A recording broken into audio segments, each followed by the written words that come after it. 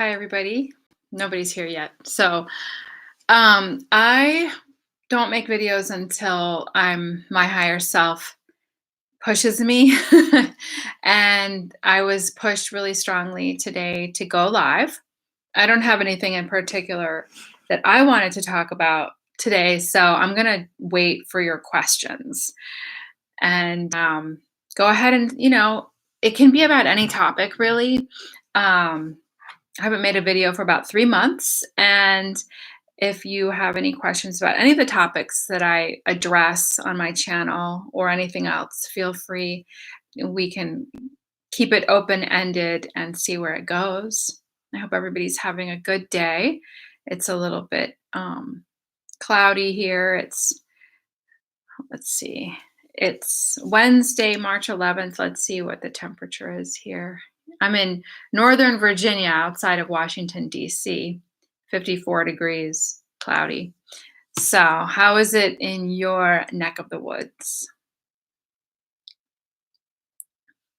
So, yeah, I was going to say, hi, thanks for your question about 2020. Actually, that's a really good place to start. 2020 has been a really weird year, and the predictions were um, basically validating that because I was watching astrology videos back in the end of 2019, and they were talking about this shift happening in January of 2020, that it would be the biggest astrological time and shift and change for humanity in about 800 years, something that we've never experienced in our lifetimes. And we really are seeing it. Oh, yay. Thanks for joining and thanks for commenting. So yeah, it's a really big time. There's a lot of changes happening, and it's really a time to go within and find your inner peace, your inner strength, your inner calm, and connect with yourself and God to make sure that you're not falling into any extra fear or getting lost in any way. Supposedly, this is a time where people can go crazy, and it's really important to stay balanced and take care of what you can take care of in your own sphere of influence versus your energy getting drawn out to the bigger world and what's happening all around. It's really important to really find your center, think about what matters in your own personal life and stick with that, and spread as much love and peace as you can. Don't fall into,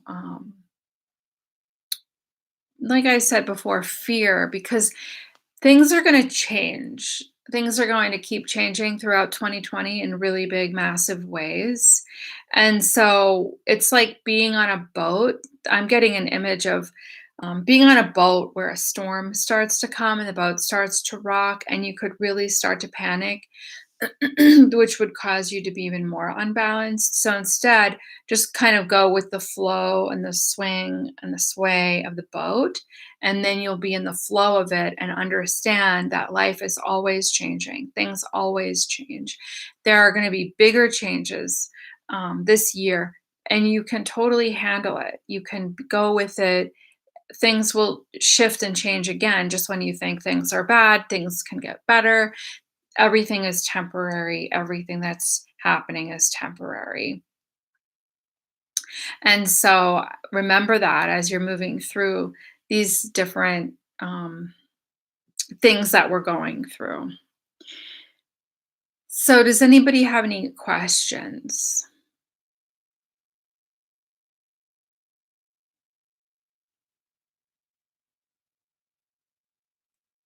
Any other specific questions about 2020? We're in a time of a lot of Capricorn energy, and um, that's about structures and order and working.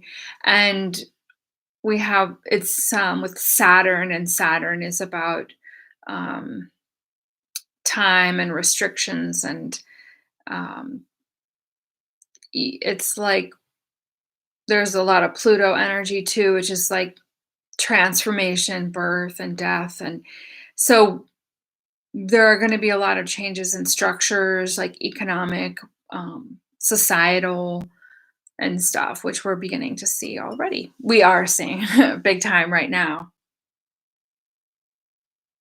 And I'm not an astrologer, and I'm not even an amateur astrologer. I'm well below that. So I shouldn't really get too much into it. I just listen to it. Okay. So there's a really great comment, which I'll read. Somebody says that I feel that since the eclipses during the summer of 2019, that the twin flame experience has now fallen away completely. It was only a means to awaken and push myself onto the ascension path. That's true for a lot of people. The twin flame experience seemed to die down a lot. There might have been a crescendo, and then in the more recent months, it kind of faded away for a lot of people more into the background, where people can be more reflective right now on everything that they have been through and integrate it, be reflective, get kind of finalize the lessons and the learning and the growth that happened from that big experience. And so you're still in it. People are still in it, but for a lot of people, it faded away and can come back in um, mini episodes. So, like, the energy of it can come back in for a couple or 2 or 3 days or four, and then dissipate again and be really, really gone. So some people are not going to be on that same timeline. They might be going through it very heavily, or they might be completely feel completely done with it. But for the most part, it's going to be more of um, like what I just said. So, hi, Sonia. If you have any a specific question about twin flames, I would be happy to talk about that. In the meantime, while I'm waiting for some more questions, I can share some of my experience that I've had recently, which is not really related to twin flames, but it doesn't matter because it's interesting to me, at least. I think the people who watch my channel find these things interesting too. I was just doing Bikram yoga like 2 weeks ago, and I exacerbated a pain that I have in my sacroiliac joint, that has been bothering me for several years, and it just got worse. So I decided to do some past life regressions. Last week, I just put on um, a video on YouTube, which was free, and listened to, just lay down on my bed, listen to the past life regression, and I really went out deeply and went to a lifetime where I had really had a good relationship with my horse. I was a man. I was like royalty. I think I was like a prince or something, and I had loved my horse. And I had actually died in another lifetime by a horse-drawn carriage running over my pelvis and crushing it, and I died from that experience. And so now I have, like, the bones in that area kind get out of whack a lot, like my hips and my sacrum. And so what I wanted to resolve my lower back and hip pain, and then I went to the lifetime where I was really had a good relationship with a horse, and it brought a lot of the pieces together about, well, what one in one lifetime something can happen, and then in another lifetime we're repairing that kind of damage, rehabilitating, like my relationship with a horse, for example. And then I had to bring a lot of pieces together related to this lifetime. I was thrown off of a horse when I was 11, and I landed flat on my back, and I got the wind knocked out of me. And so there's a lot of different pieces from different lifetimes that were coming together when I was doing this this past week, and it really I brought in a lot of my power back and let go of fear and stuff to bring back the support into my back, and it got a lot better. So I thought that was really interesting. So if you feel like things are not healing or you have issues that you're still not sure about, you can always visit other lifetimes. I would suggest just go on YouTube, put in Brian Weiss past life regressions, and you can listen, or past life regression Brian Weiss. The one I listened to was a woman. It was like an hour long, and I just go put in YouTube Brian Weiss past life regression, and it was this audio that showed up, and it's so excellent because she brings you back to childhood, back into the womb, being born, and then into another lifetime, and then into the spirit world with where you're like reevaluating or evaluating that life and meeting with the spirit guide. And those are little bits and pieces that I picked up because I did it 4 times, and each time I went out and I only heard her say a couple different things. So, but that's the general idea, and it's very healing and very helpful, and you can get a lot of insight. I do that for a living. That's what I do with people. I do past life regressions and hypnotherapy in general. So I'm going to take a look at some of these questions. Thank you so much, Electric Nirvana, for your comment. Let me get to your questions.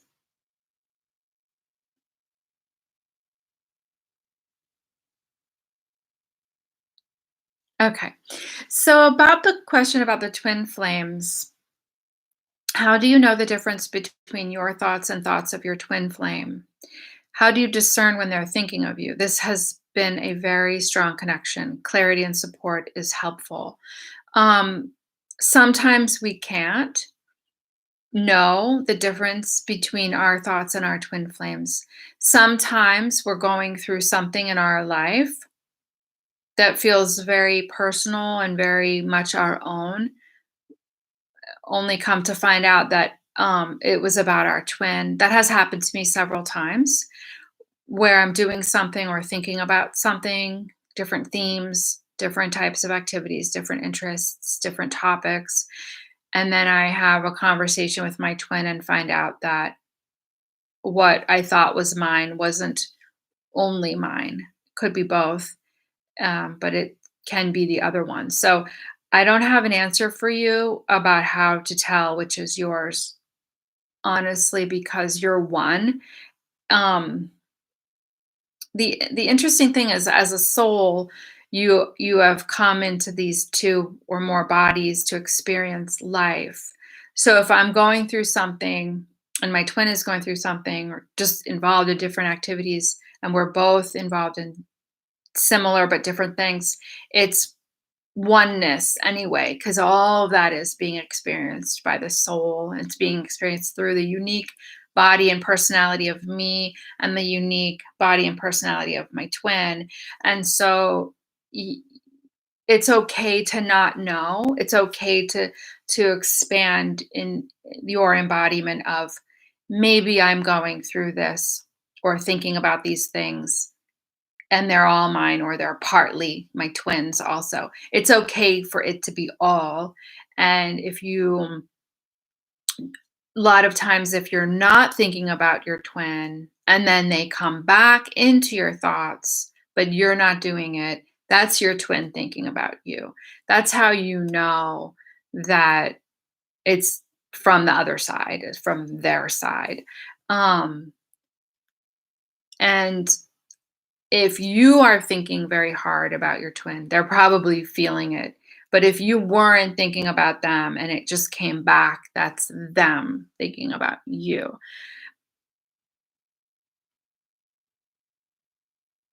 I'm so sorry, Sonia, about your brother. Many blessings to you and your family. And when something like this happens, a tragedy like this, there's always a reason, and there's sometimes it's karma. Not that he did anything wrong, but um, we like to experience both sides of things. And the thing about when someone dies is that they're on the other side and they're in total bliss and love and happiness. And I know that because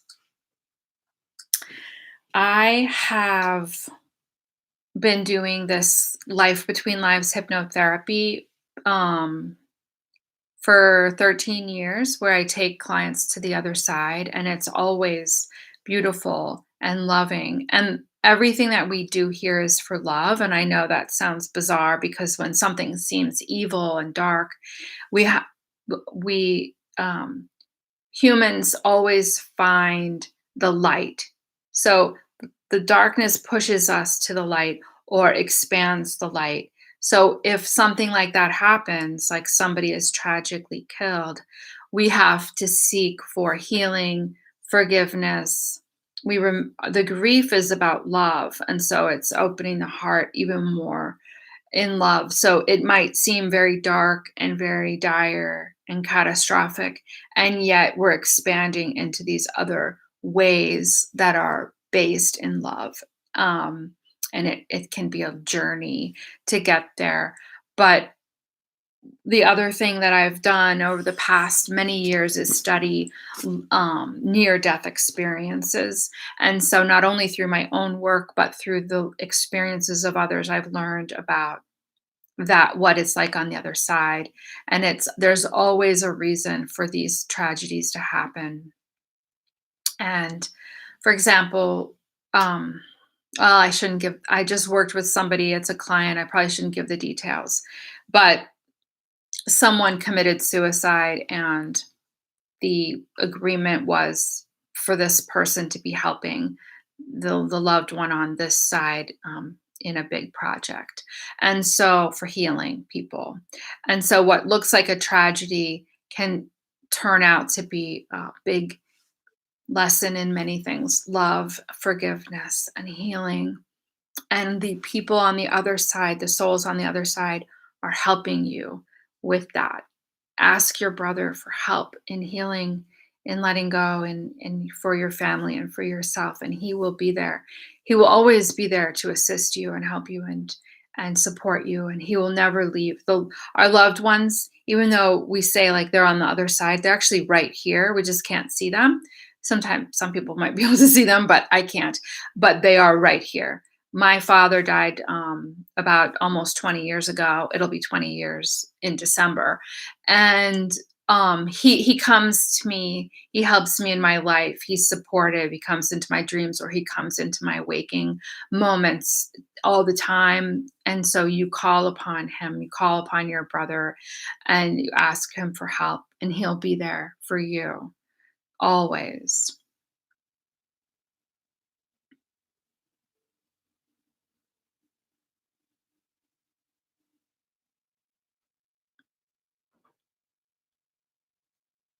Thank you. I'm just reading all of these to see what to talk about.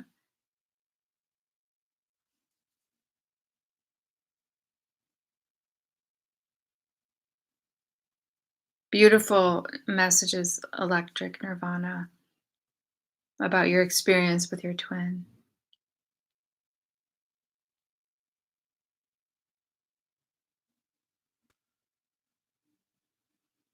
Good, Sonia. I'm glad you and your family want to forgive, and that's the best thing you can do. It's very liberating. You'll find freedom in that.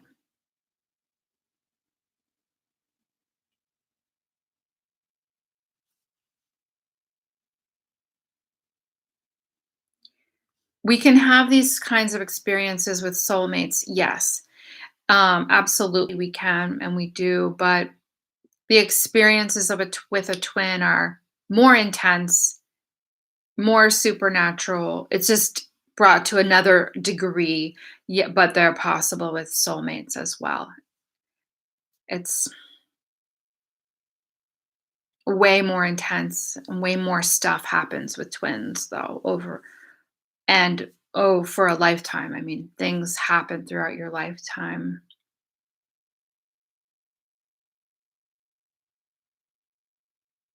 Thank you. Thank you, Electric Nirvana. Thank you.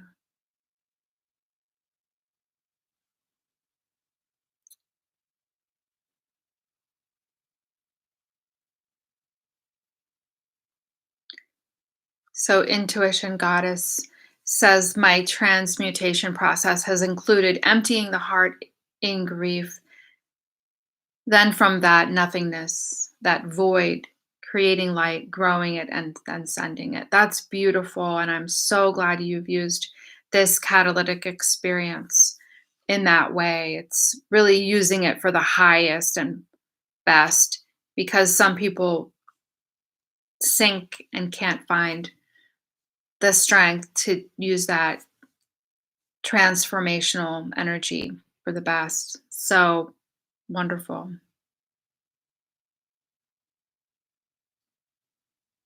Yeah, the lifetime aspect, that's a hard one, because as much as we may want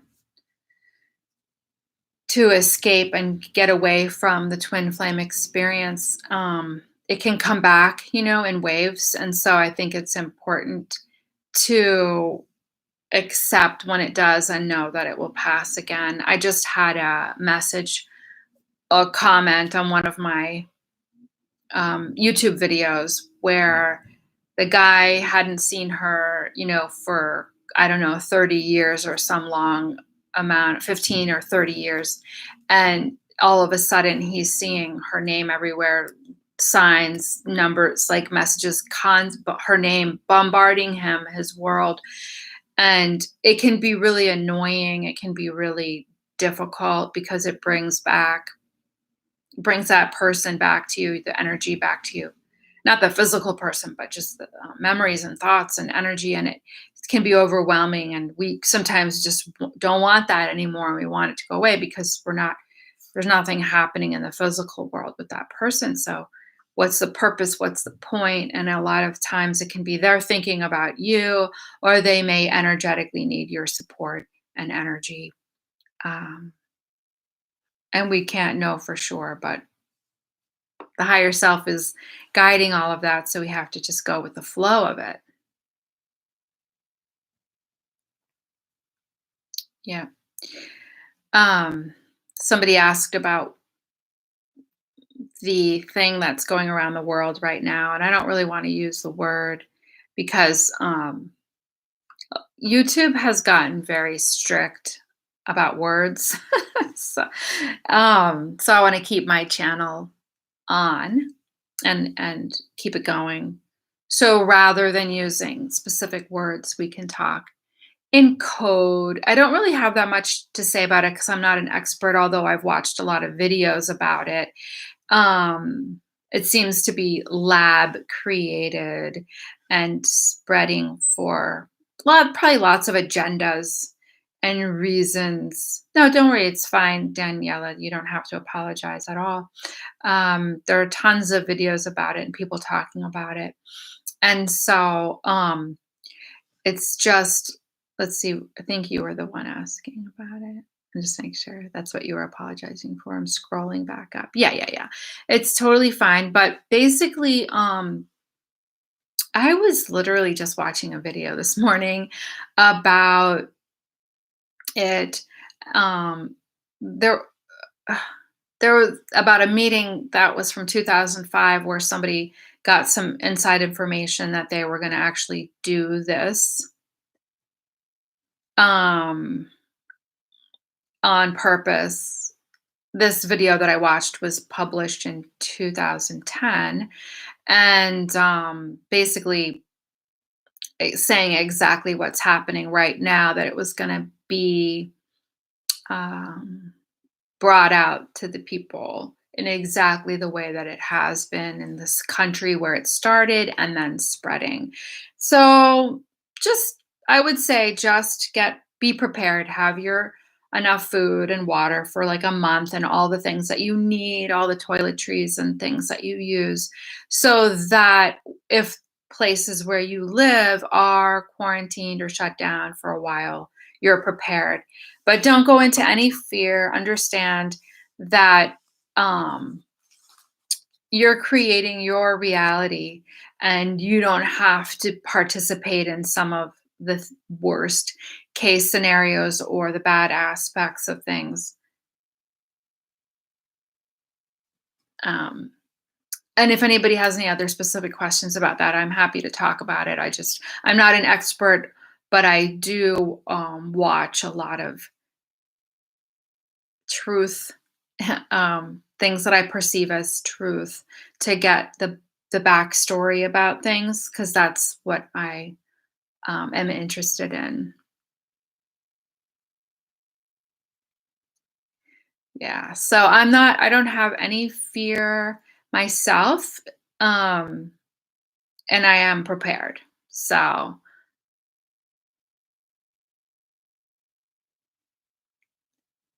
you know, Daniela, that's a really good question. If this is a time, an exit strategy, yes, it's everybody's sole agreement for when they go, and some people have agreed to help wake people up to certain agendas on the planet. They are volunteers for that. So I would say yes, and I'm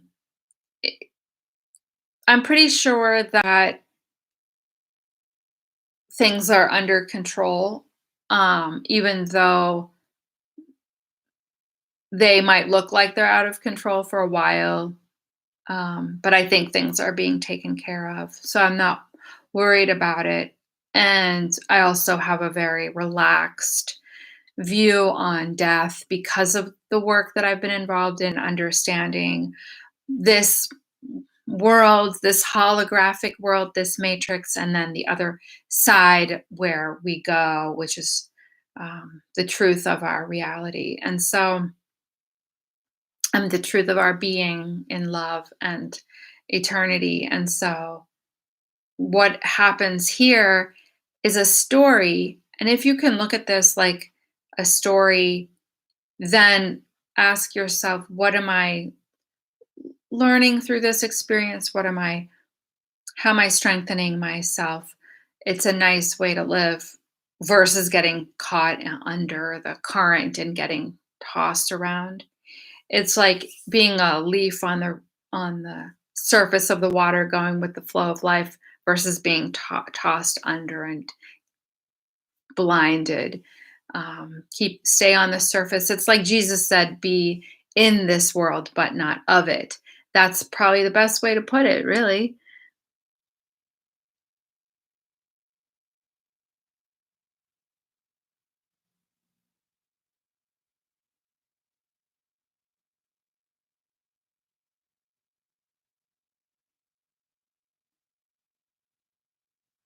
Um,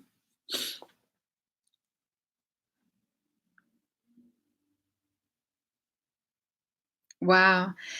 So many good comments here. So, about your twin coming into your dreams, these are happening in multiple ways. They're happening on the spiritual planes where you're meeting for real and in parallel realities, alternate realities and futures. So a multiple ways of meeting for sure.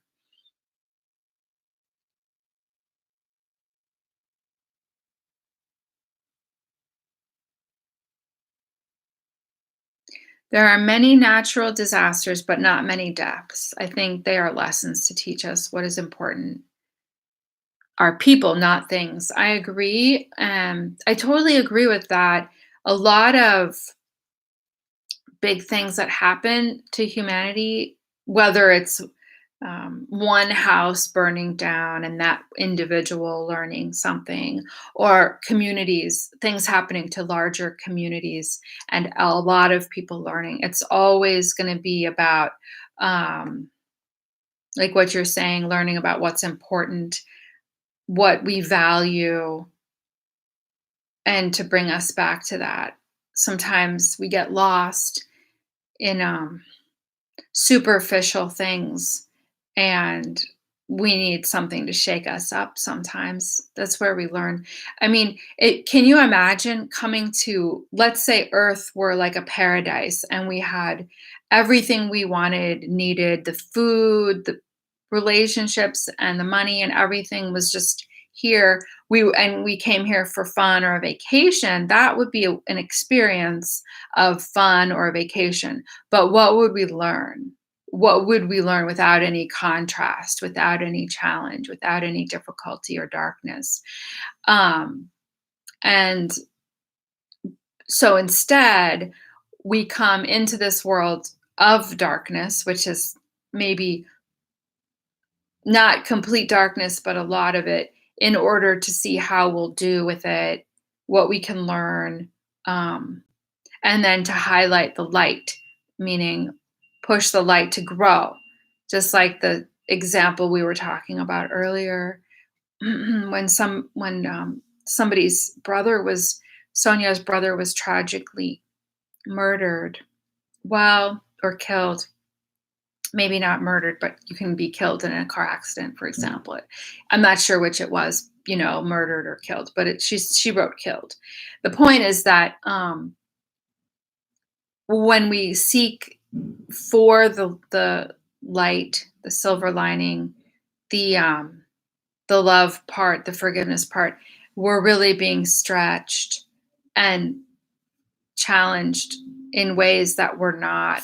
When we're on the other side, when we're in our soul body, our light body, how are we really challenged? That's why we come here. And we think that a lot of people think this world is so hard and dark, and it is. But if we think about it like a school, we can release the grip we have on it or the importance of the heaviness and flourish. And we can even find comedy in it. We can begin to laugh about the intensity of it. I actually had a spontaneous awakening experience a few weeks ago. This was profound, actually, and it's about twin flames. And I will share it with you. I was suddenly pulled out from the human experience of living this twin flame experience. I was pulled out to the soul aspect of it spontaneously. And I started laughing hysterically, because laughing at my suffering, laughing at the entire scenario, because my twin flame experience has been hellish and like a nightmare. I haven't liked any part of it. It's been very dark, in my opinion, the way I've experienced it. And I was ending up laughing about it because I was shown and knew I was embodied in the soul aspect of looking at it, looking at the human experience, and realizing that I wrote the script. I wrote it. We wrote it. He and I wrote the script. And it was very funny to me. And you can't recreate that. I couldn't recreate that awakening experience because it was a spontaneous thing. It was a very big event, and to laugh at my suffering and know that I wrote it. So there's more to the story, but it was very profound for me.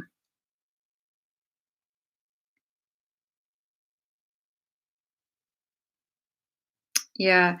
So this is a really good question. SK, we share the same initials. How can I deal with the pain of separation? I haven't seen my twin flame in 2.5 years, but I still feel a very strong pull. How can I subside this pull?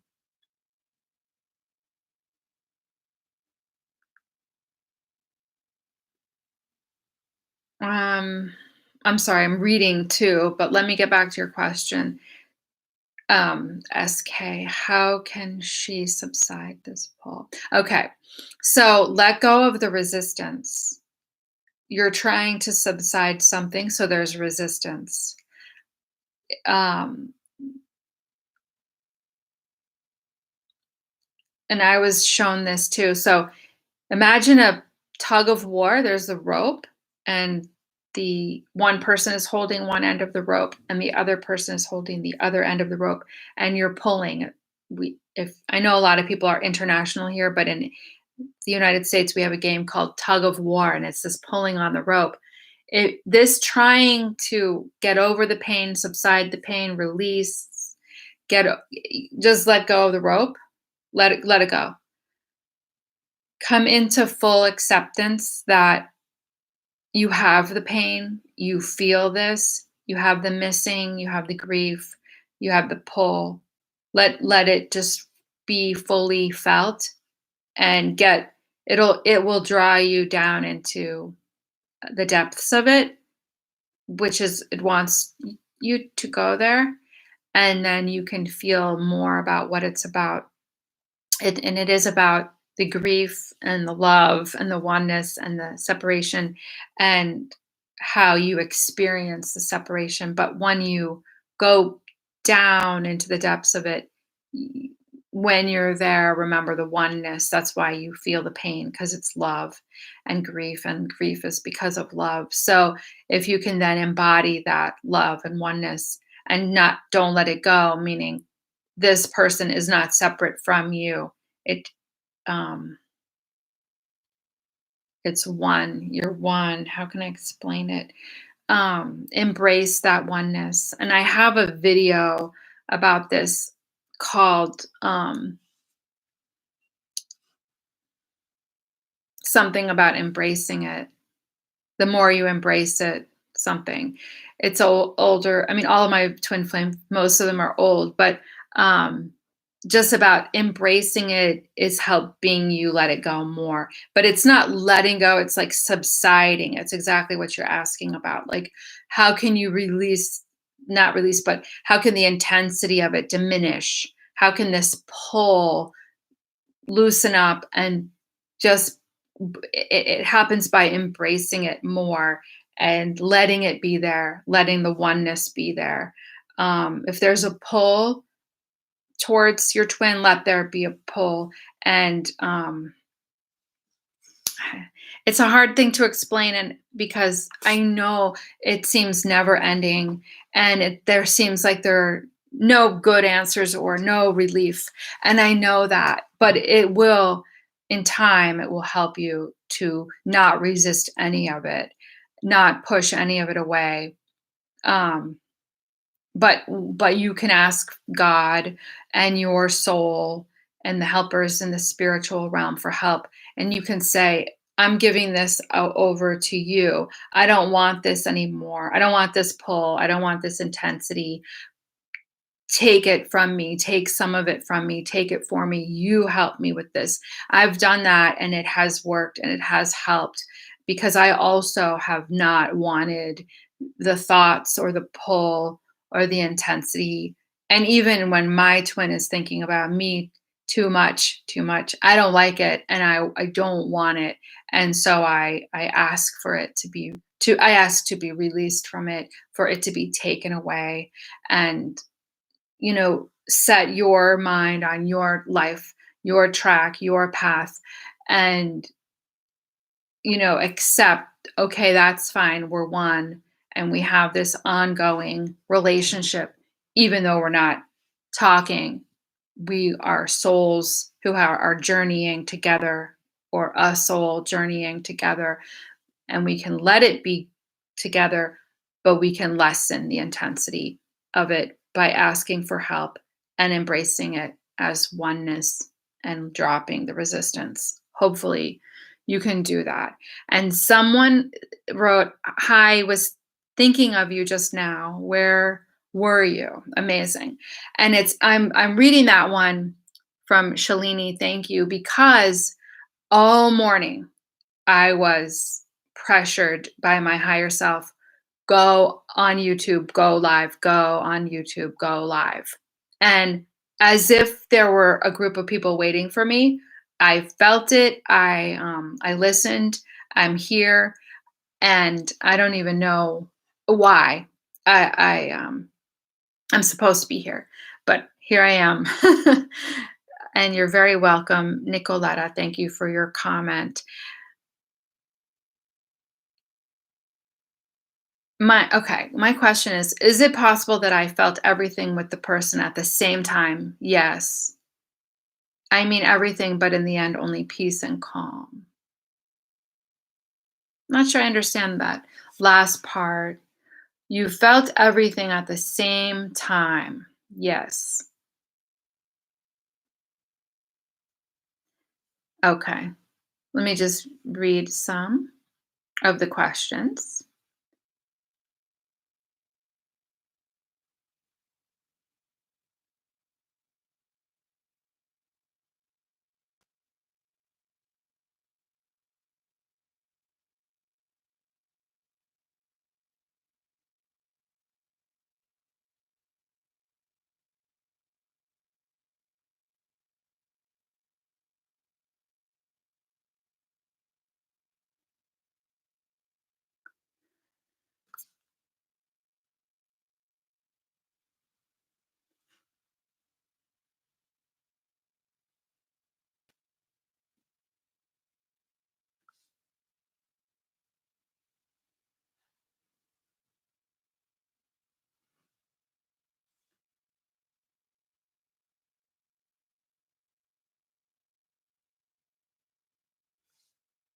I don't understand the question, intuition goddess. Once twins come in, do they continue? Do you mean for the rest of the life? I'm not sure what you mean exactly.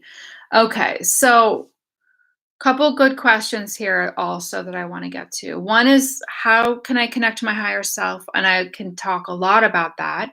And then the other one is,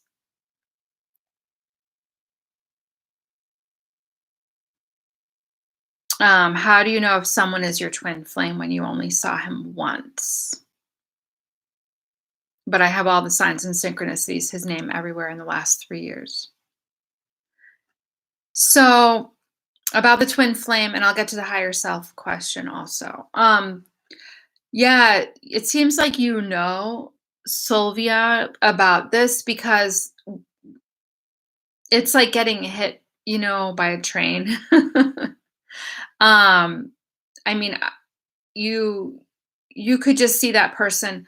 There are a lot of twin flames who see each other on one time on social media, or then they never meet, or they see each other one time in person and they don't speak, or they might speak once. So very brief, either meeting in person or not, but just an awareness and then of that person, and then that everything comes flooding in, the feelings, the intensity, the longing, the separation, the grieving of the separation, the love, the all the signs and synchronicities, the numbers, the names, parallel things.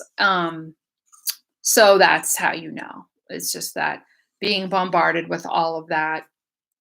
If you have the emotions around it, it has to be a twin flame because you wouldn't have that experience otherwise.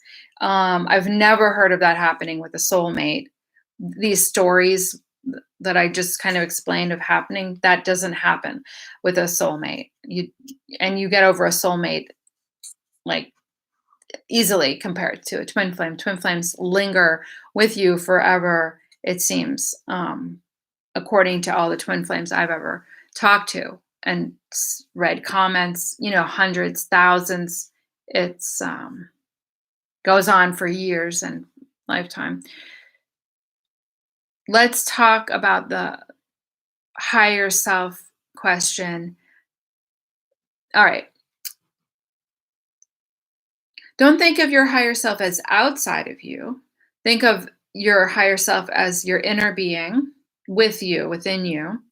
When you're waking up in the morning, before you open your eyes, become the observer of the thoughts that are flowing through your mind as you're waking up. What you can do, that's your higher self talking to you. The other day, I asked a question one day and I woke up the next morning with the answer flowing into my mind, something that I didn't know. Um, the words were given to me. It was amazing. So basically, you can ask a question before you go to sleep for your higher self to answer you. And when you're waking up in the morning, before you open your eyes, start paying attention to your thoughts. It's the same thing when you're taking a shower. Start to become observant of what thoughts are flowing through your mind. That's your higher self talking to you. Same thing when you're zoning out in a way, like driving, for example, when you're driving, or if you don't drive, if you're like on the subway or taking a bus or whatever, when your mind has time to, if you're not on a phone or you're not watching a video, like let your mind just be free, and you'll begin to notice the thoughts that are coming. That's your higher self talking to you. These are ways to start connecting with your higher self. Other ways you could go on, um, like I just talked earlier in the video about going on YouTube and putting in Brian Weiss, past life regression. I listened to one with a lady doing it, and it's an hour long. And there are points in that where she says, meet with your spirit guide or something, or know about your life, the life you just visited. This is you connecting with that inner part of you and getting that intuition flowing more, getting that communication flowing more. So you can find something like that on YouTube. I also have on my website, stephaniecraft.com, on the store page, if you click on store, you can buy my audio hypnosis journey, which will connect you with your higher self. It's an inner child healing. It's an all way healing of all things and connecting you. It's really good, if I don't say so myself, right? It's wonderful. So you can buy that on my store page, stephaniecraft.com. All right, let's see. There's some good questions here.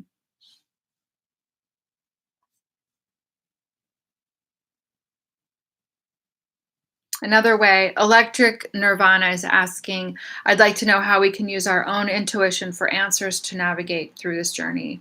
That's something I was just talking about, but also with that, you can write like ask to, connect me with my higher self, my soul, God, my spirit guides, my angels, whatever you want to say, and write the question and wait and receive and just write answers that come in the quietness of your mind.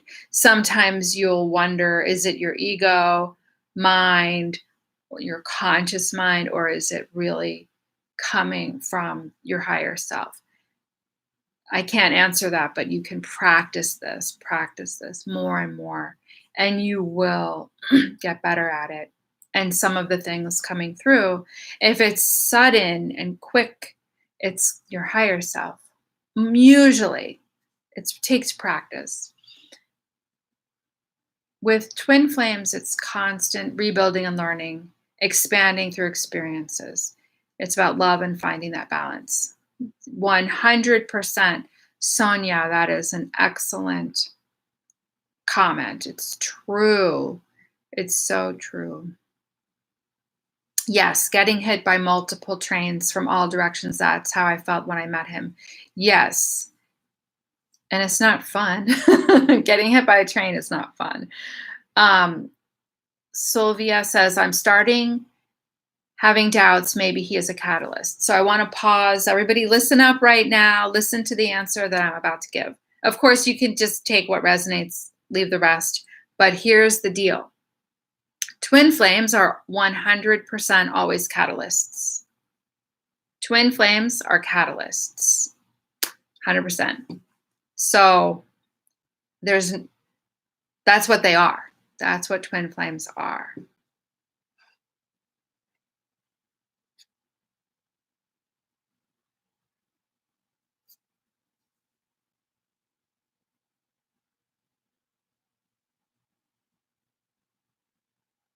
Mindfulness meditation, yes, it helps. It brings you in. That's such a good comment, Nishant.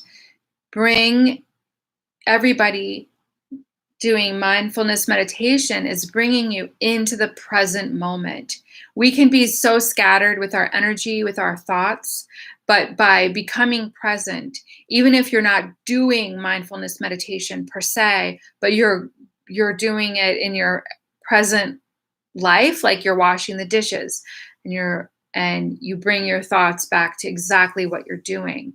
It's fine to have other thoughts along with it, but as long as you're consciously bringing your thoughts back to the present, then you can become aware of what your soul is trying to say. because otherwise your mind is going on and on about all these different things. But if you bring focus to your mind, to your present reality, look out the window, for example, look at the leaves, look at the trees sway, look at nature for 30 seconds. You're going to do something to your brain, your neural pathways, and you're going to bring a focus. That's when you can listen best to the inner voice, the higher self, the soul. It's all the same thing. And yes, it can help you. It can help balance you, your energy, your mind. It's very good. Yes. Good. Deborah Ann says, I've been doing mindfulness and it does alleviate the pain. Good. Good. Part of it. Good.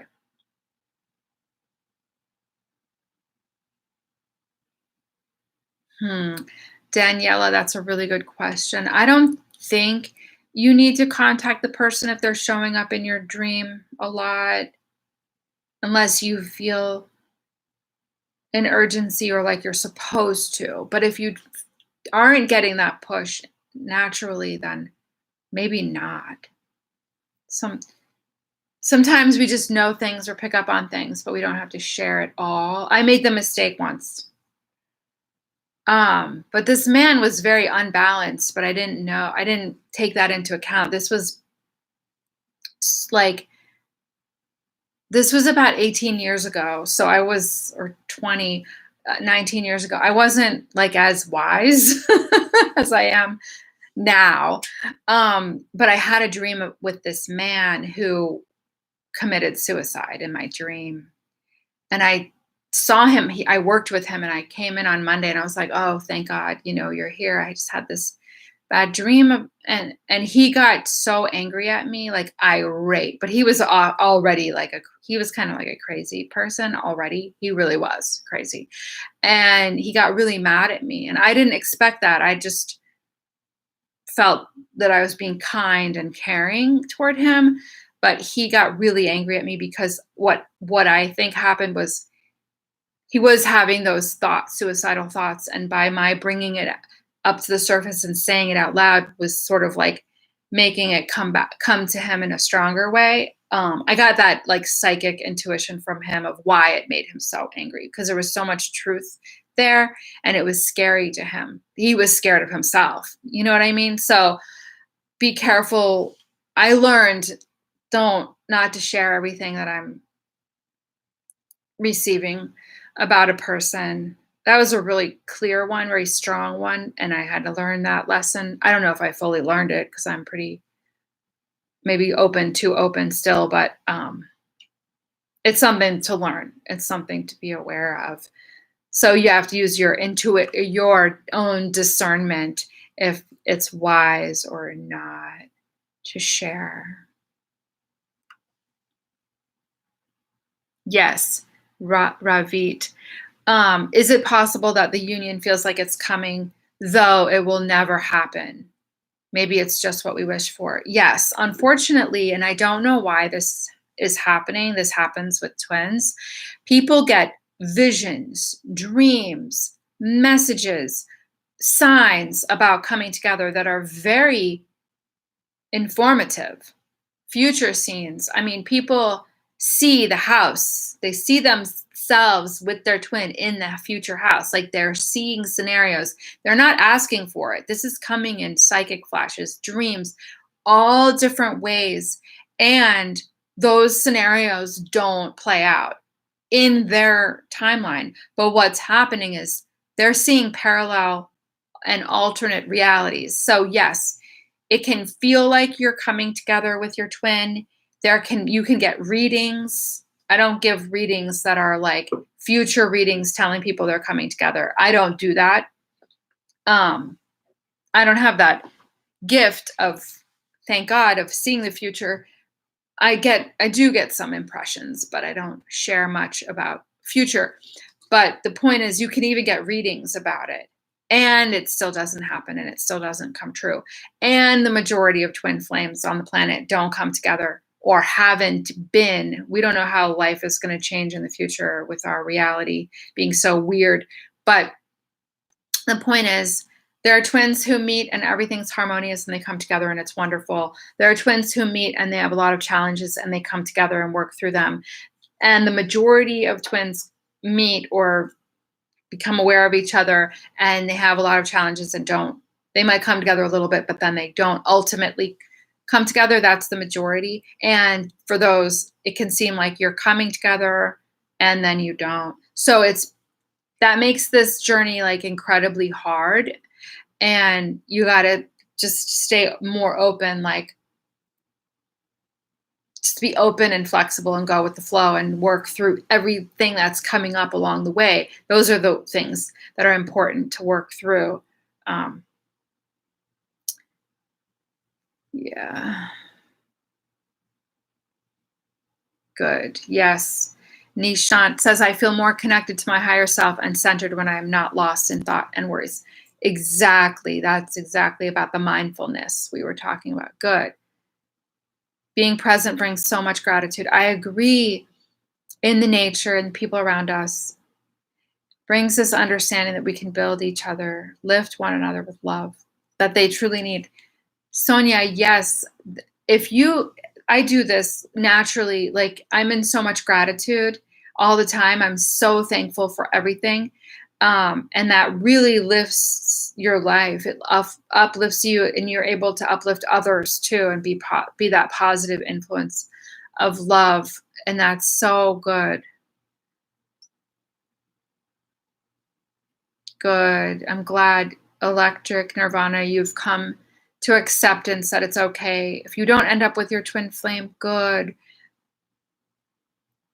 Do we ever really know if we are or aren't supposed to be in union? I really think that a lot of twins have contracts, soul agreements to come together, but that one decides not to, or both. It's decided on the higher inner planes and it's decided along the way. And so a lot of times people feel it so strongly because that is a probability and a possibility.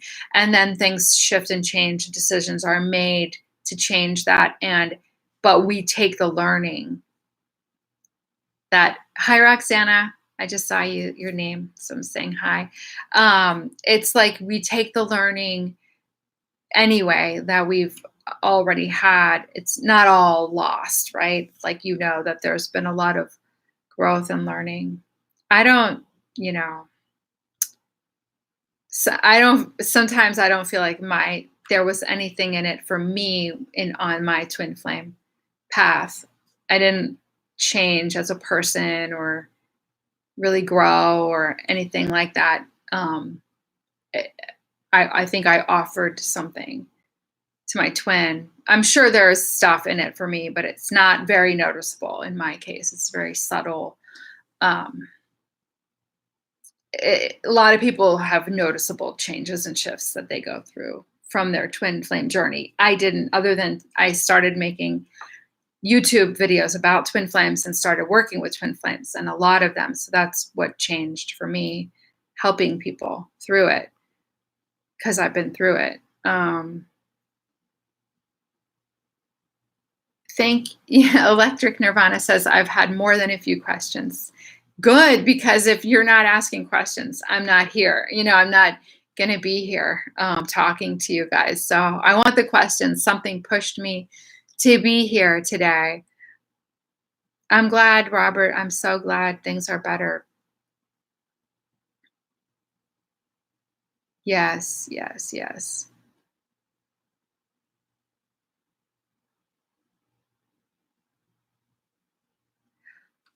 Oh, Daniela, about the dreams. Yeah, if you feel like sharing those with her and it's good, nothing wrong with that.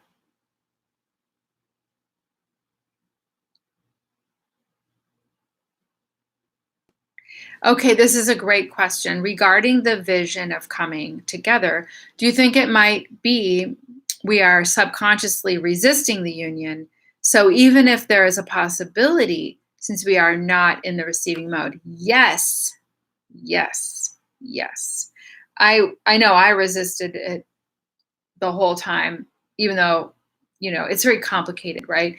Yes, you can have fear, you can feel unworthy or not ready or um like like you have things to do beforehand.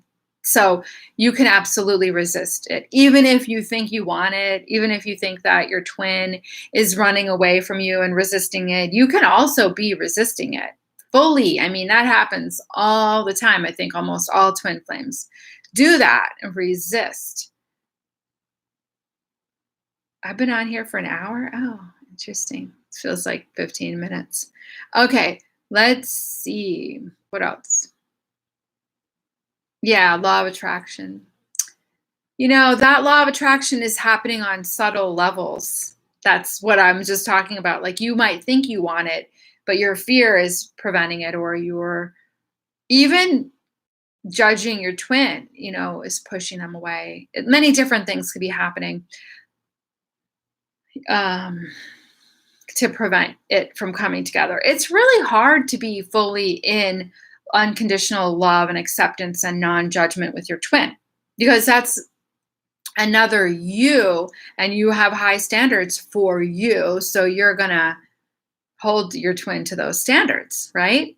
So you're less accepting of maybe every you might feel like you are totally accepting because of there's unconditional love. There's a see how that's contradictory everything I just said, but all of that is mixed into it, which makes it more complex. I hope that made sense because it's contradictory. You feel like you have unconditional love, but you have so much other stuff going on at the same time, right? Am I right? Let me know if I'm wrong about that. Um, Yeah, Daniela. You might not, if you're feeling hesitant about telling her about the dreams, you don't have to. You might have a natural meeting and then one day share, but you don't have to push anything. It's fine. We experience things with other people on alternate planes, spiritual planes, parallel realities. We don't have to share it all here and now. Like, we don't have to. There's no pressure about that.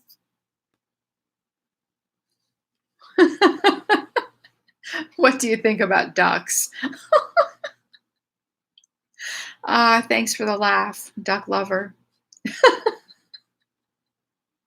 Ducks are beautiful. I love them. I really do. Being in the present helps me forget about my TF. Good, good.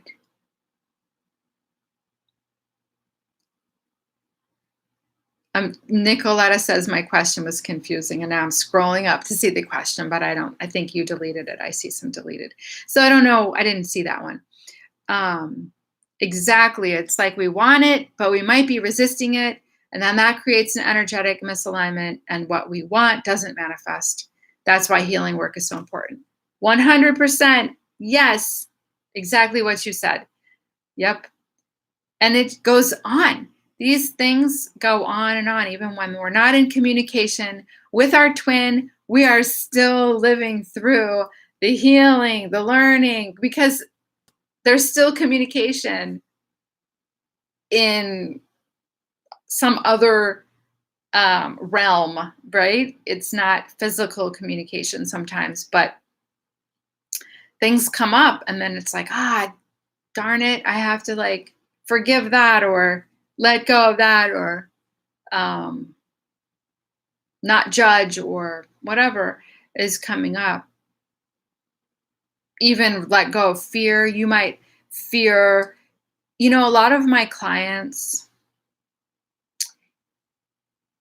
say they'll never feel this way about somebody else. They'll never have that resonance or that connection, and they don't want to date other people. But you never know. You don't know that.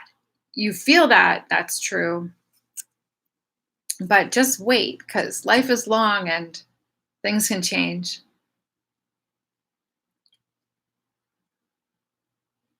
Oh, Dulcie, Hi, I just met you on another channel chatting on YouTube. I'm so glad you're here. That was a sweet connection. I was hoping to see you again one day. Um, it's funny, YouTube makes the world smaller, right? Because we get to meet each other here. I love it. So, you prefer my channel 4,4,4,4,4% more. Thank you. Yeah, it's high vibes over here, and I'm not bashing anybody.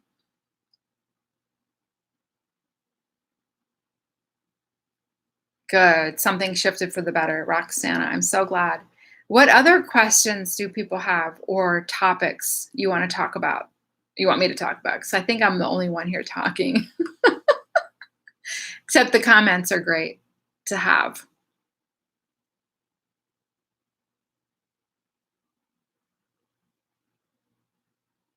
What countries are you from? You can write it in the comments. Where are you in the world? I would love it. Do I have any wisdom about letting go? That's so deep.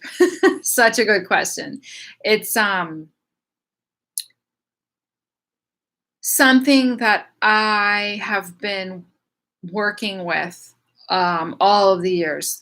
I met my first twin flame in 2012, December 2012, right before 12, 21, 12. We actually, yeah. So, and then I met my second twin in March of 2014. So, letting go is always going to be a theme with twin flames, right? And so I have a video called that's very recent, like 3 months ago. Facing the rejection is the greatest liberation. In that video, I talk about facing the reality, and it helps you let go. Wisdom about letting go. What else can I say about letting go? It's really about acceptance, embracing the entire experience, not resisting anything, knowing that you're one, knowing that you wrote the script with your twin, you wrote this. You're not letting go of anything. You're on a journey, on a path, learning, letting go of the idea of union. Union is, I know what you're saying. Union is always. You're together. Before you came into this life, you were together and you were like, okay, you play this role, you play this role. We're going to do this together. Here you are together doing it, even separate. Yeah, let go of the idea of union, because union is permanent. You're already one. You might not be coming together in the physical, but you are doing something together to learn throughout this lifetime. I know it's not a good answer. It's not the answer people want. I mean, if there are people stuck on union, so if I'm saying you might not be coming into union, that's not a good answer, right? That's a judgment about that answer. But the point is, if you got to the place where you feel like you probably won't be coming together, and then you want to let go of the idea of union, these are the things I'm talking about, like what I just said, embracing the oneness, knowing you'll be together again, lifetime after lifetime, in multiple ways. Twins are not always romantic connections. They're siblings, best friends. In one of my twin doesn't know this because I haven't told him, but I don't know if he's going to watch this video. I mean, I wouldn't know that. But the thing is, like, I've learned about one of my lifetimes with him, and he was brothers. He was two brothers, and he was both of them. So we can do that, you guys. Did you know that? We can come into more than two bodies. We can play these different roles. One time in a life, I was a white woman whose father owned slaves. So I had slaves, right? My father was a slave owner. I was a white woman in the South in the United States. Well, I don't know where, but it was in the United States. And my other incarnation, my twin, was a Black woman who was a slave, my slave. I was the white woman and I was the Black slave in that family. We were connected in that lifetime. It was both of them were me playing a role for each other.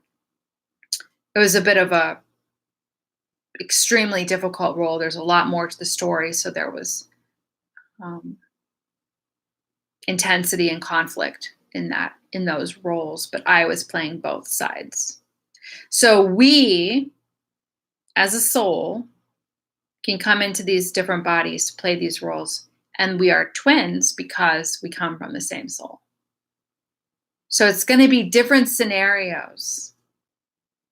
And in this lifetime, the question you're asking here about letting go of coming into union, just broaden your perspective of why you've met.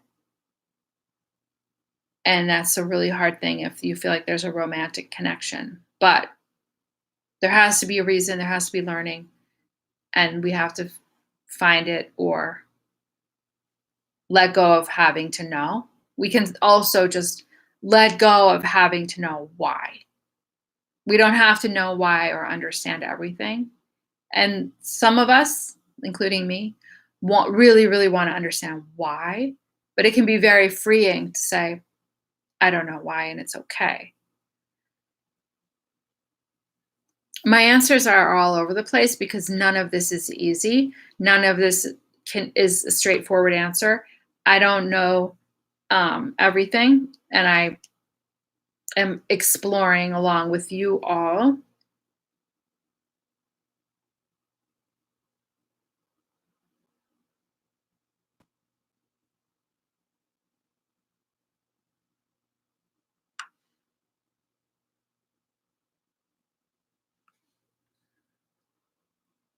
Yes, Ningjing, hi. Good comment about letting go and it letting go. And then the funny thing is, when you let go, you might come together. That's true.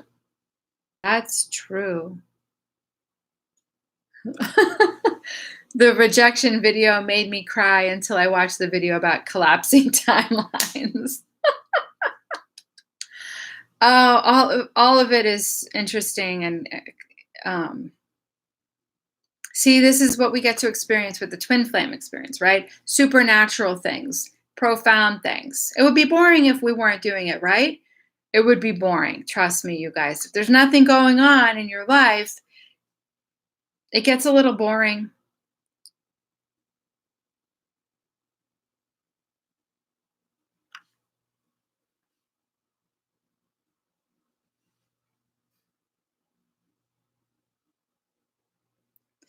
I have such a unique experience in my life this time around. Not something that you guys, maybe not everybody knows because you may not have watched every single video, but my soul is in, that I know of, in 7 bodies. So I just said I had 2 twin flames. I have 2 of those experiences. And the other people were not the twin flame experience. They were just other incarnations of my soul without conflict or intensity. Just harmonious, but very interesting to experience that. And I can't really go into that much detail because I don't want to expose. I want to keep everybody private, but I wish I could share more because of just how interesting it is. It's almost like watching a movie, but it's life.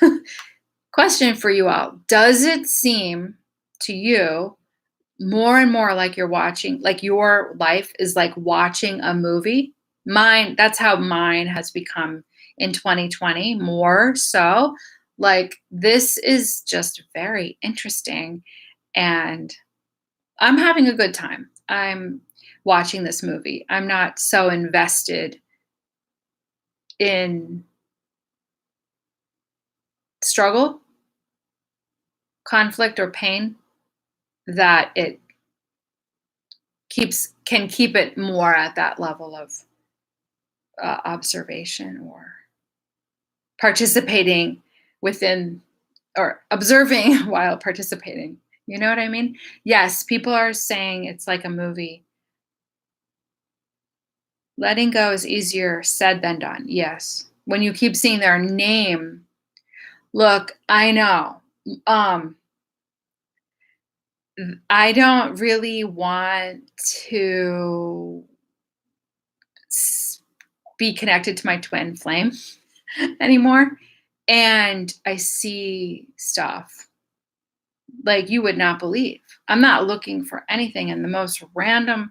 I go to the most random thing online or where, and I'm like, how's this right here? Just the signs are ridiculous. And I'm like, what? I, I don't know why it's happening, but see, yeah, like I'm not invested in it. It just happens. I don't even know what's real. Yes. It becomes life is more like what I make out of it. Yes. Not what it is. Yes. Yes. Okay. I love this comment, Ningjing. So we can take that step back.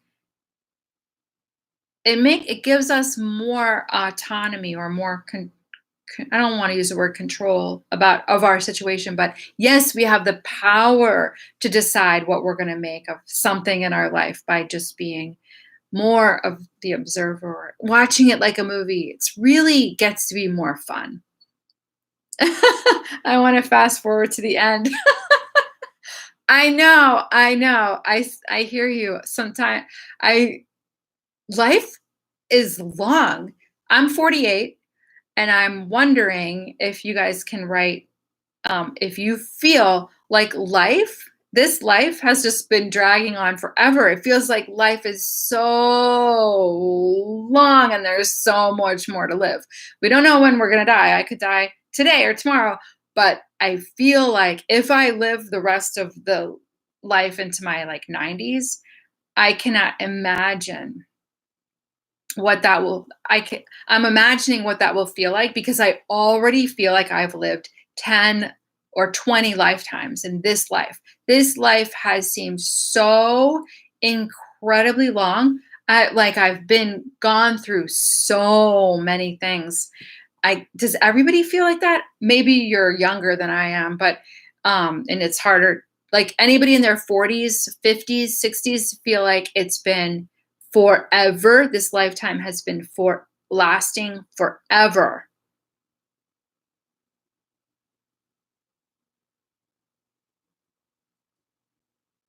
I'm just reading comments.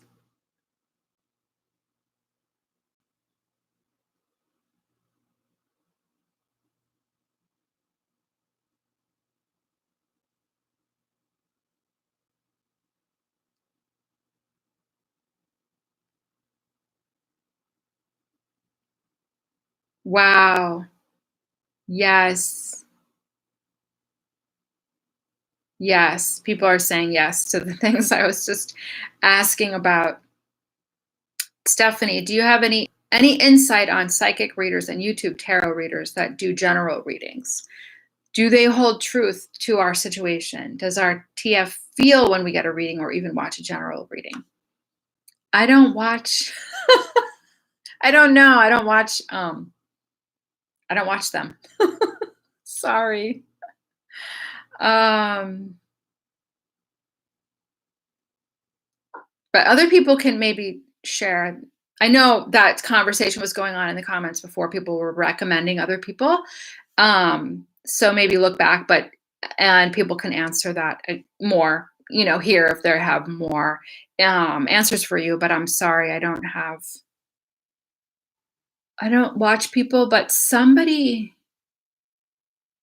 recommended somebody. I don't. but I don't remember because I don't do that. I don't have readings and stuff.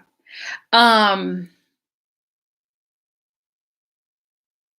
I mean, I have in the past, and it feels like a lifetime ago, but in 2014 or 15, I had a couple sessions with um, twin flame healers, Jill and Remy. I'm sure everybody watching this knows. I mean, almost everybody, right? 99% of you know them. They have some really good videos. Their readings are good, but I think they're expensive and limited. Like, I was just doing it at one point. I wanted to just do it for fun, and I found out that if you had already had two, you would have to like pay 300 and something for something first. I don't know, some course which I didn't need because I was not in, I didn't need it. I didn't wasn't interested. So then it became more expensive and difficult to get a reading with them. Readings. Let's see. I'm older than dirt. That's what somebody wrote. I'm gonna be 49 in July. I'm looking forward to it.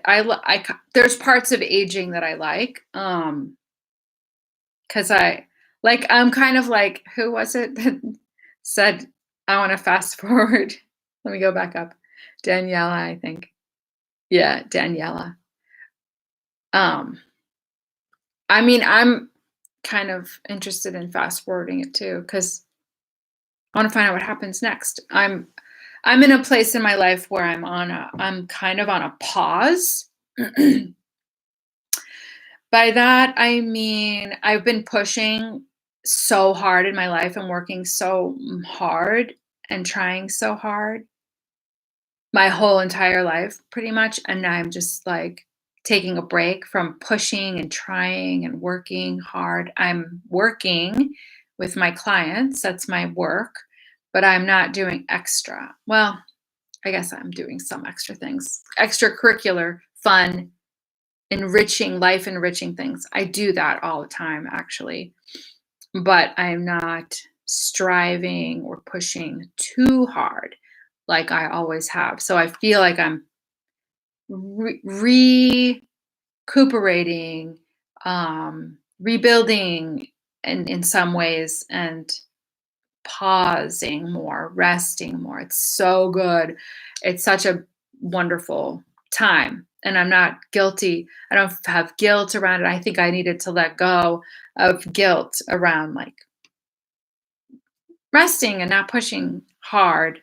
I hope I'm making sense in my life. I've done that because interestingly enough, I had an astrocartography reading. This is in a astrological reading with a map of the world and your specific birth information, your astrological chart on the map of the world to show where the different places are in the world for your own personal transits and placements. So where I live right outside of Washington, D.C. I was born in Washington, D.C., and now I live in Northern Virginia, Fairfax, Virginia, which is like a 30-minute, 25-minute drive from D.C. So it's like a suburb. It's really quiet and nice, and I like it here.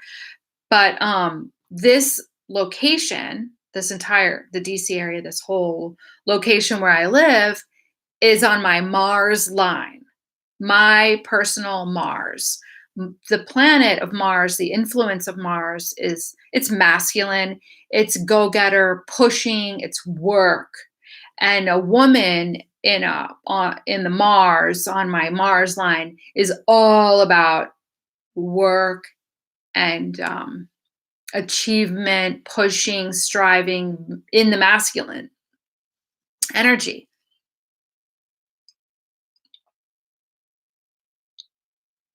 And I don't necessarily like that or want that, but I'm here. I live here. So I accepted it. I'm like, okay, well, I'm young. and I can work, and I'll just accept that I'm living in a place like that. But in 2020, I decided to give myself a break. And even though that energy is here, push, push, work, work, do, do, I don't always have to, you know, succumb to that. So I brought balance this year in 2020. And I like it. It's good. I feel good. I'm going to read some comments here, see what the discussion has been since I've been talking.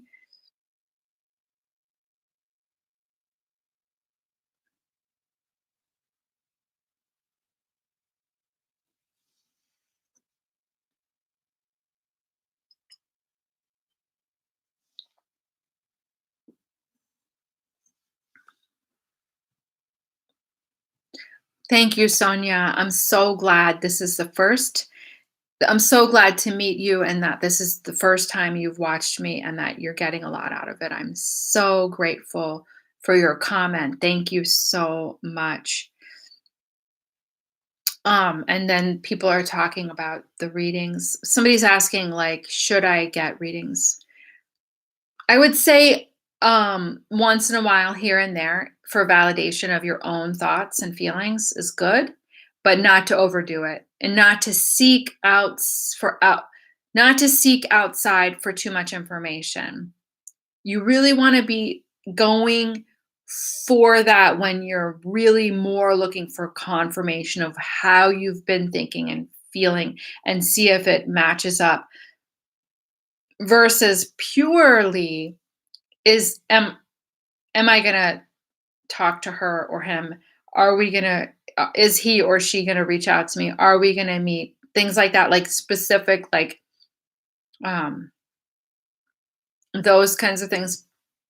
Those kinds of answers aren't really good to get either because you, it's creating something um that might not have been there. It's making your mind think a certain way. So you want to let that be more natural. Um, you, readings about twin flames, it's okay to like learn what is our soul agreement? Why did we meet? What are we working on? What are we working through? I do healing in my sessions too. I do energy healing for both of you. Um, So Sabrina saying I missed the whole stream. You'll be able to watch YouTube. Once I end this, YouTube will like upload it automatically. You'll get to watch the whole thing. I was just wondering if you had any. It's 1:44 right now, everybody. I was I was just wondering if you had any feedback on putting our soul mission work out there. I'm having a hard time crossing the line when it comes to allowing money to come in. Soul mission work out there. Step into your power, step into your whole being. Yes, be who you are and do what you feel called to do. Little by little, it doesn't have to be I'm doing it now. It's everything that I am supposed to be doing now. It's more your whole life is going to be morphing and changing and step by step and doing this for 3 months and then that for 5 years. And then, so don't look at it holistically. Live your life now in the moment through your inspiration, through where you're being called. Every single step, every single thing you're doing matters and has significance. Every single thing you do. So there's no big stepping out and doing it all now. Literally, if I could go on about this. You think something, oh, I'm going to do this is going to be it, but the reason you're doing that is to get you to then this way over here and so on, and it can be very zigzaggy, but really it's all within your soul path. So do everything you're called to do. Don't put too much pressure on yourself. You're learning so much along the way. My throat's getting dry. I've been talking for an hour and 29 minutes. And right before this, I had an Italian lesson. I take Italian, I do it online, and I was just talking for an hour in Italian before this. So it's a lot of talking nonstop.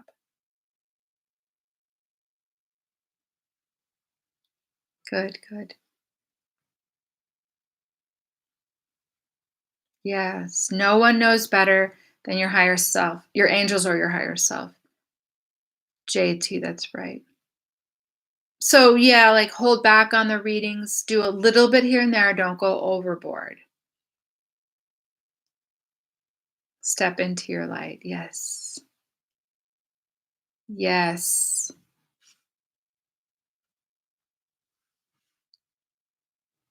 You're welcome, Sabrina. Yes, I'm so glad that helped you. How to get money for the bills. The path will unfold while taking the steps. Yes. We have some wise beings here in this chat box. We do. Yes, and the path may be a conglomerate of steps, phases, and experiences. Yes, yes, yes, yes. You wouldn't believe it. Like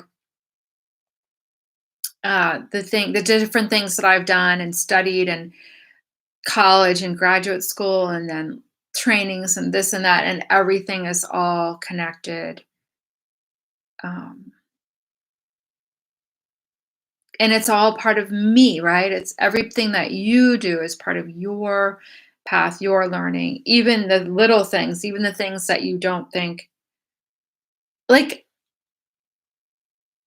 I like in undergraduate school, I was very heavily language based. I took Portuguese, Italian, Spanish, French, linguistics, lots of linguistics classes, and a certification program in teaching English as a foreign language. That all, I mean, I took 4 languages at one time. You can't, it's hard to do that. And I lived abroad for a year. I lived in Portugal for a year, my junior year in college. Anyway, it's very heavily language and linguistically based. And then I went to graduate school for health promotion management, the health and wellness field, health education, things like that. And like nutrition and biochemistry and exercise physiology, science. It was a master's of science.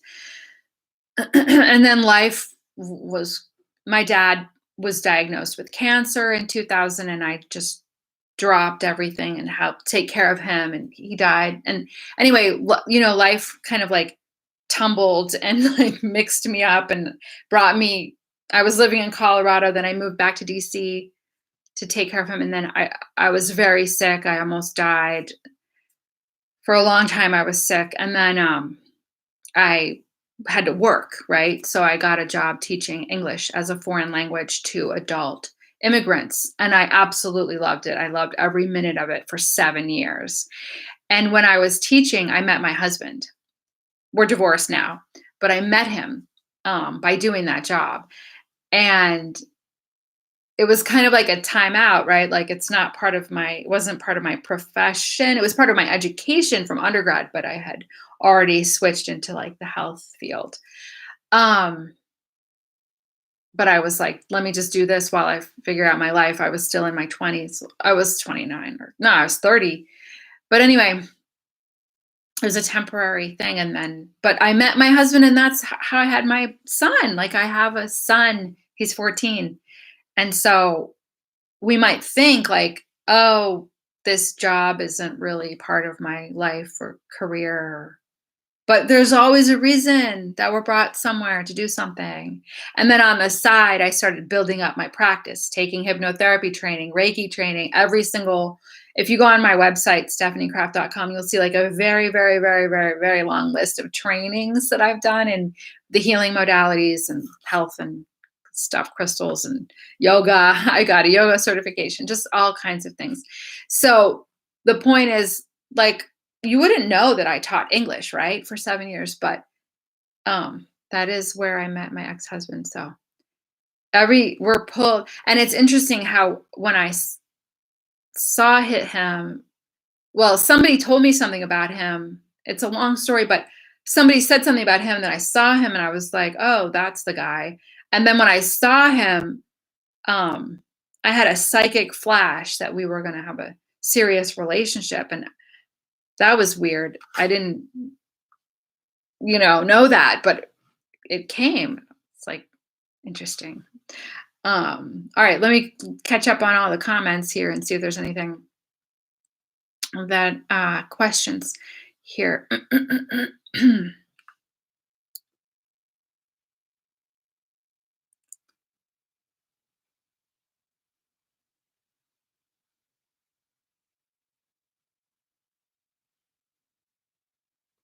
I just love your comments, everybody. Thank you.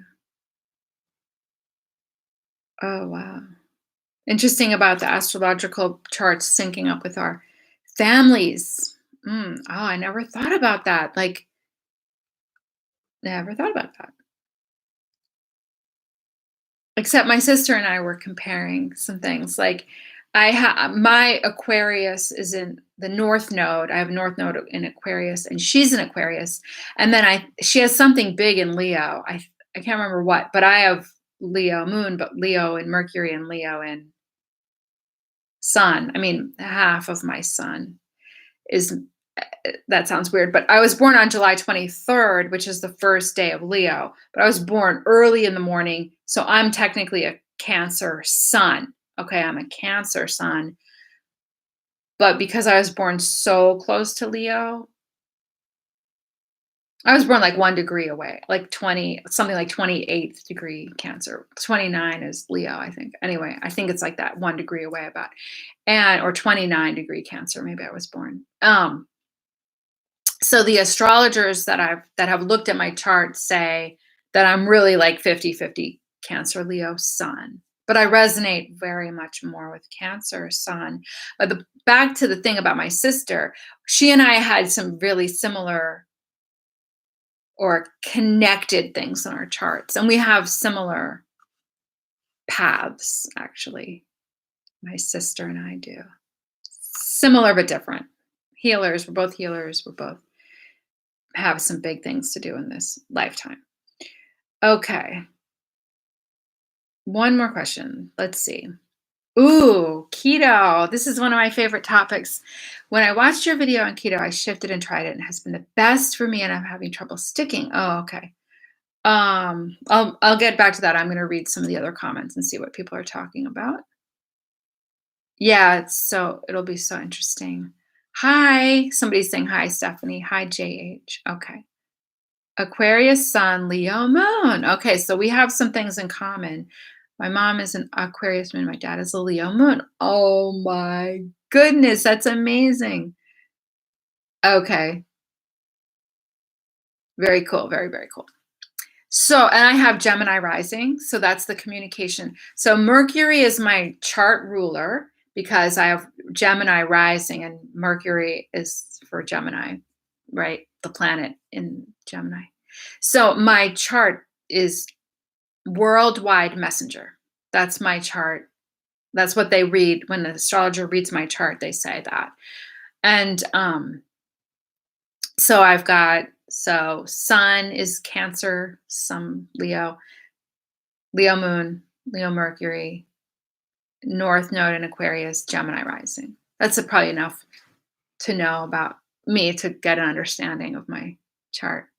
Okay, so keto. So I have some videos on my channel about nutrition, food, eating, and the keto diet and the carnivore diet. And somebody's asking, it's hard to stick with it. Eat the foods you love if you want to stick to keto, and just really get back down to like 20 grams or less of carbs. Like, that's just how you do it. Up the fat. If you have trouble sticking to it, just go back the next day. Like, start again the next day, where you're like, okay, we're just going to do a clean day of keto. Really do like 80% fat. That will really satiate you. That will really calm you. It's a very calming, mood balancing diet. And if you don't feel bad, like if you mess up one day, just do it again the next day. It's not that hard to get back. I mean, some people do have a hard time getting back to it. Not I haven't gone off like majorly. I'm doing the carnivore diet. I started it on September 1st, 2019. Uh, that's nice. Think about your mom having a Gemini sun. That's cute. Definitely connected.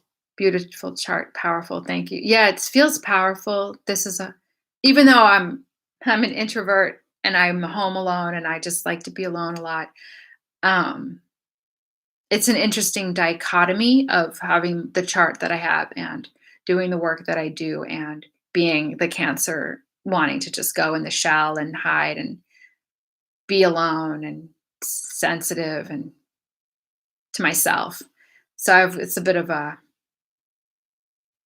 conflicting feeling, maybe. I don't know if it's conflicting, but it's unique. But what is it about? I'm going back to that keto topic because I love this topic, and I'm going to do more videos on my journey, my keto. Actually, I'm not necessarily keto right now. I'm carnivore, which is not always the same thing. But Sabrina, if you have trouble sticking to it, you can ask more questions specific, and I can see if I can address them. Okay, so June 8th. Must be Gemini because I think it's too early for Cancer. So, like I said earlier in this live stream, I'm not even an amateur astrologer. I would say, like, if there's a grade before preschool, let's put me in there for astrology. I've only just in the past couple years, especially in the past year, I listen to astrology every single day. And I'm so into it and I don't understand it. Like, I'm not good at it. Not that I don't understand it, but I'm not an expert. Let's put it that way. So let's see. Keto feels so good for me, but I'm wondering if I have to explore the carnivore diet to go a little further. So the way that it happened for me, the temptation. So once you're really in it, the temptation doesn't, it goes away. Like, when your body really acclimates, you can be like, I have food here, I have cookies here and things here. I am not drawn to them. I forget they're there. I don't need them. I can look at them all day and I don't have to eat them. So once your body really acclimates to the keto, to ketosis, to this way of eating, here's the thing. And this is what happens to me, to a lot of people, and it's happened to me. I have had eaten food that's not carnivore, not keto, and I feel terrible. It makes I'll get a really bad headache or not stomach ache, but like nausea. I'll wake up in the middle of the night. I'll feel terrible. And then that's like my sign of like, don't eat that food. So you really have to get to your why and wanting to feel good in your body. And so the way that carnivore happened for me, I started keto. I wonder how many people watching this are even interested in this topic, because I know my channel has been more twin flame stuff, spiritual stuff. But we all eat, right? And we all are concerned about what we eat usually. And so I like this conversation. I like this topic personally. I have two really big topics that I'm focused on right now. One of them is astrology, and the other one is the carnivore diet. So, and no, three, I would say. The other one is like the what's going on in the world, like the truth movement of everything that's happening in the world. Those are my focuses in my life, besides all my other fun stuff that I do. So, started keto in April. I did it for 5 months. I was at the keto summit Dr. Eric Berg's Keto Summit in the DC area at the end of August 2019. It was excellent. I was ecstatic. I loved every minute of it. And one day I was sitting there, it was like 2 days, I think. And I think it was like the last day of it. My higher self, literally, before that, one second, I was watching carnivore videos all summer because it was intriguing. I didn't think I was ever going to do it, but I was like pulled to it, learning about it, watching hours and hours and hours of the carnivore diet videos.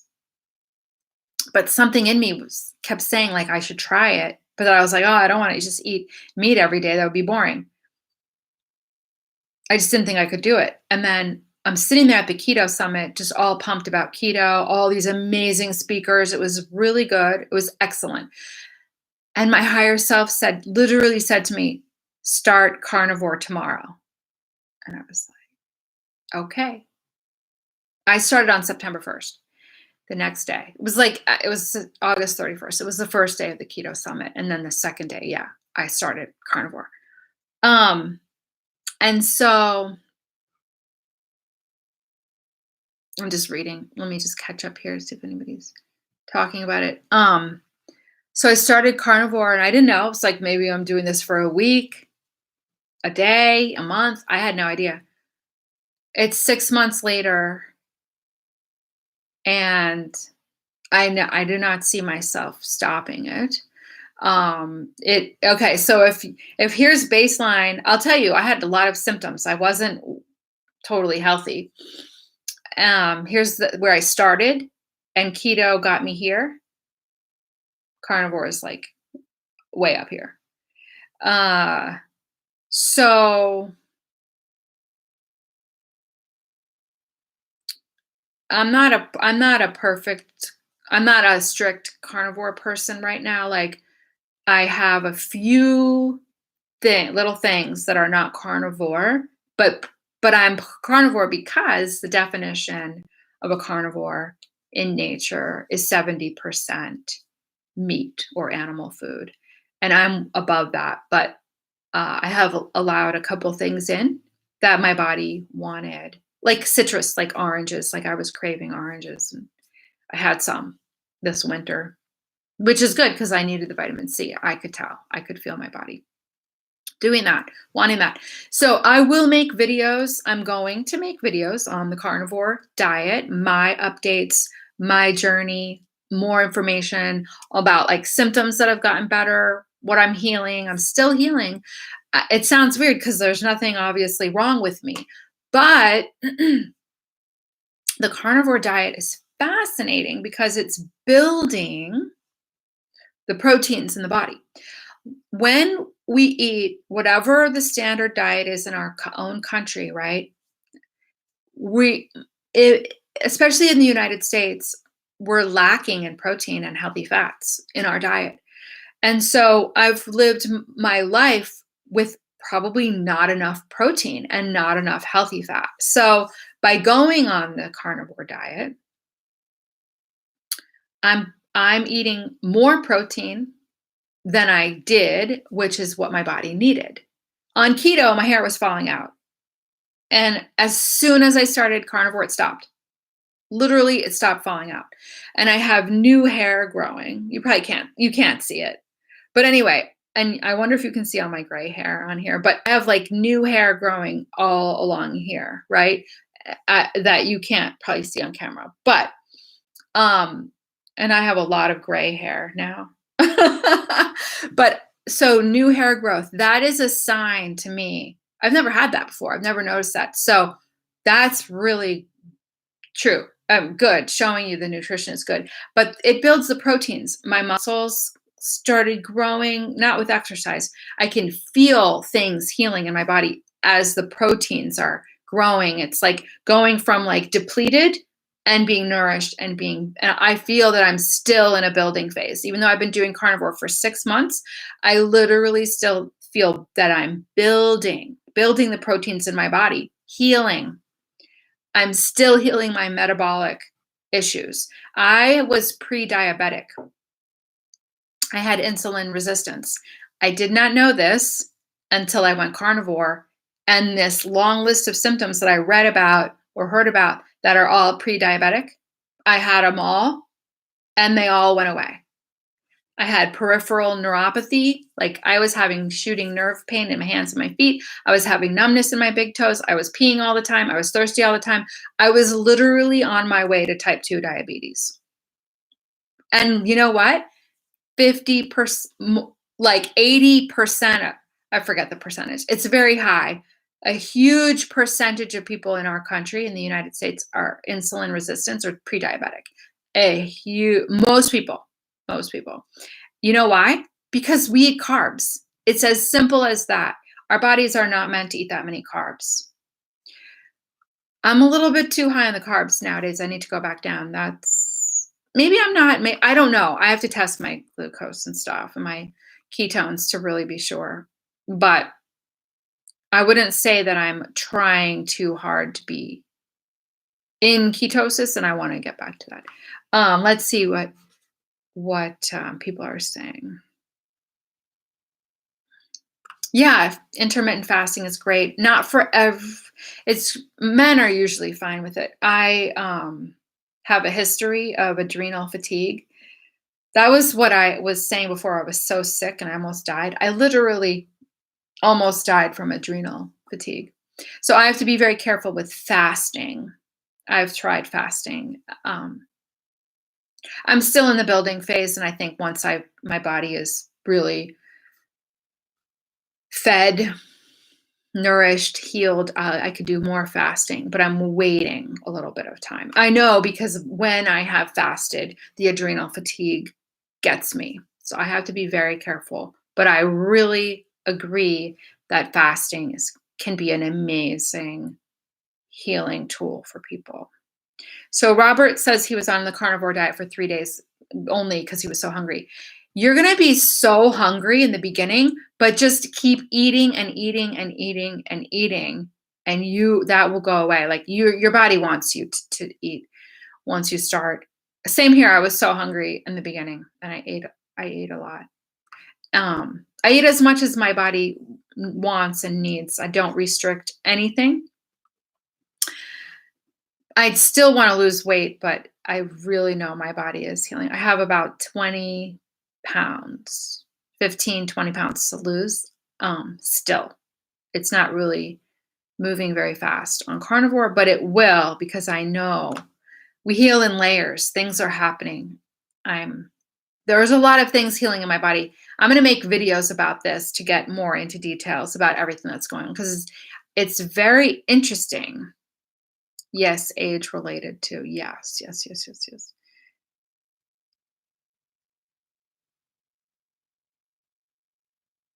Yeah. Thought it was not so good to eat meat every day. Yeah, the thing is that humanity has, for like millions and millions of years, has been animal based, always eaten meat. And we got brainwashed in the past few decades. Watch Nina Teicholz. Her videos on YouTube. She talks about the food industry. She's a journalist, and she wrote a book called, right now I don't want to say the wrong name because I might be giving a different author's book. Anyway, the Big Fat Lie, maybe that's the name of it. But Nina Teicholz did 10 years of research into the food industries and found out that it's not true that meat is bad for you or that saturated fat is bad for you. They're actually the two best things we could have would be meat. It's the most nourishing food you can eat, and animal fat. We need both of those. So it's not true, that the current nutritional information that is from the government is not true.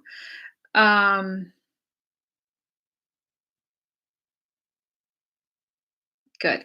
Well, everybody, I have to really think about making some food for my son. I have to pick him up from school in a little bit, and I have to get him a meal because he's a growing 14-year-old boy who needs a big meal after school. So I need to cook something up for him now. He's not on the same diet that I'm on. He's a vegetarian, actually. His choice, not mine. Um, so let's, yeah, according to the history of humanity, we've been meat eaters, but not really sure if it was anything before that. But I've studied a lot about it. It's really interesting um, to look at that.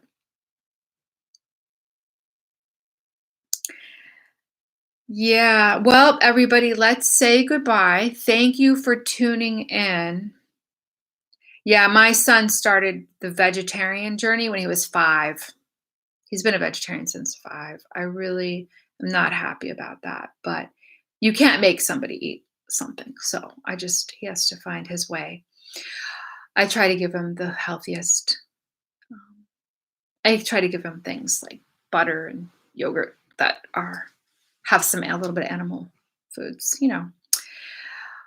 Thanks for joining me, everybody. It has been a pleasure. It's been almost 2 hours. It was so lovely to see all of you here today. Thank you for your so much wisdom that you have shared in the comments. So much love, so much appreciation. I appreciate you. I think it's really fun to do this, and I will come on again. I feel um, that I'll be coming on again soon to do this and make some more videos as well, not just lives. Have a beautiful day and night wherever you are, and I'll see you again soon. Bye, everybody. Thank you.